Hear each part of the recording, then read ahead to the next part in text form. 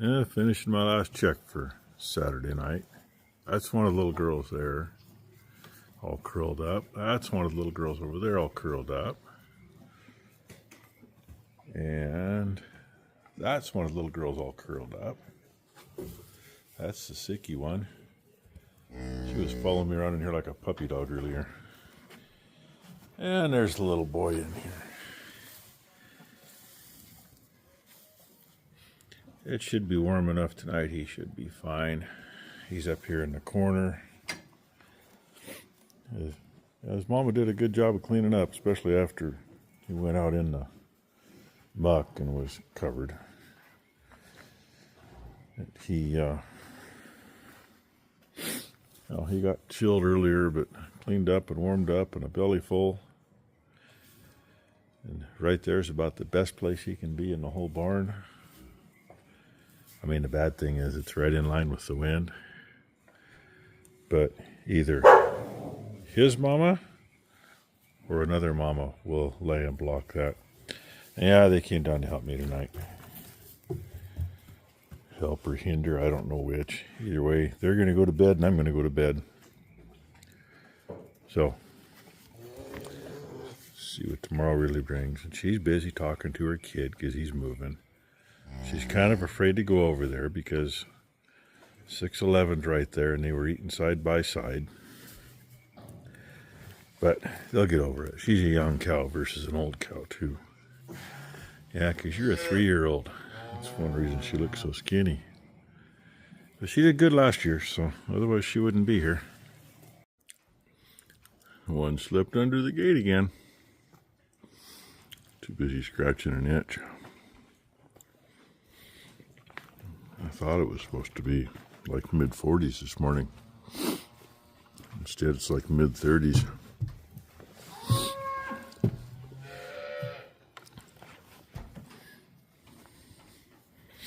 And obviously, somebody calling for their baby, and their baby kind of hoarse over here.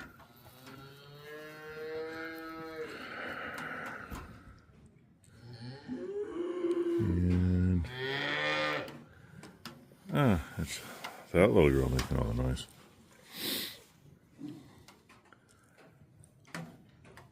That one's going to town and looks like Mama's got a cut tail, so that one was on the ground before. That's what I always check for, spots where the calves usually aren't. Because the calves figure out where they want to be. Oh yeah, I just remembered too. Oh no, it wasn't. Never mind. I'm thinking backwards. When I fed the yearlings last night, I looked over and there was a bull calf standing right there, bellering, and I thought it was in that pen. It was just on their side. Because they can sneak under the gate down there, or if we forget to put that bottom bar across there, they can sneak through there. But here's what we're here to check out this morning. I got one little girl, that's 612. We're going to guess that's 611, the sicky one. So where are the other two? I mean, I can't have gone far. But I don't see one. Where are you girls hiding them?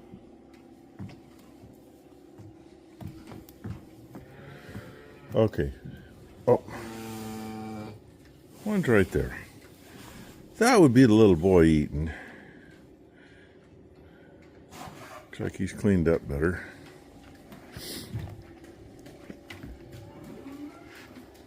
There's the other little girl. Now you saw that, right? They just flat out hide him. Although you can see his butt now. A little bit of color this morning. And some clouds.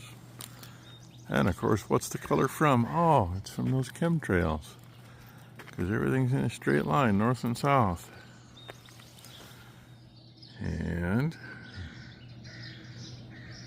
it's a little frosty out there, and the grass thieves are taking what they need today. Becky finally got up. I think she fed the pups. They were just outside, so when I hear them come out, I just stay in the shop till it sounds like they're back in. That way they don't go running around and getting in trouble, because they'll run over to the shop, and we're trying to curb them from doing that. Not that they've been doing it, but try to keep them so they're not running out across the driveway when they see something. Cow's got a little extra room. Told Ty open that up so they all had room in here, and I thought she only kicked 2 out. Oh, yeah, she did. There's the other one. The noise in the background, besides the birds, is Mory leaving, because he brought me some hay. Now we can keep feeding. And I had a set that was 5 bales wide, and I set a set of 5 wide up here, and a set of 5 wide over here, and then I grabbed 4 wide, and I was going to split it up and put on top of each. And those were the edge ones on the one that was sitting here. Bumped it and they fell, so that screwed me up. And the 5 wides are both up there anyway. Shove these here just to get them out of the way. I still got to move those so I don't trip on them. And, oh, look at that, the lot's clean. Mory had to wait for me, but I didn't know. Didn't know he was bringing me any until this morning when I was headed out to clean the lot. And it sounded like it was going to be a little bit. And I had probably the worst slop of the worst left when he pulled in, which takes more time to move. But it worked out. So, very thankful that he has the extra hay. And like I told Becky yesterday, I can set another big bale, you know. We'll do big bale up there and a big bale over there for feeding. But up there, the bending over, no, can't do it. Feeding 2 little bales every day isn't bad. I drag them out and feed them, and I'm done. So now on to see if I can do the other project Becky wants me to do. See if I can put the hoe on here and reach the right spot and dig a hole to put a plant. And I forgot to unhook that first. I got to get back off now. I'm getting a little reach across, catching the other side. And that little meh, I think came from right there. And he let his head down. Unless I might have been hearing things and it came from the other side of the wall, but I doubt it. So, if you can hear, tinkle, tinkle, tinkle. And I got the hoe on. I got that one thing. Well, I dug a hole and then figured out what Becky really wanted to relocate. And then she decided she wanted something else relocated. So, I relocated a roddie instead, since it was going to get moved anyway. I'll show you. She decided she wanted that. Moved there where that roddie is. I have no idea how big the roots are on that thing. And there's no way I get close enough with the skid steer with the hoe to dig it out. Well, I shouldn't say no way. I could come in up there and come down and be right on top of it and hopefully get it. But I don't know. So the roddie was right there. Now it's right here. And I hope I got enough dirt stuffed up around it. Yeah. Set it down, the chain got hooked funny and broke some branches. That, and it's also turned around. The other side was pointed south. Oh, I guess I need to get some more dirt in right there.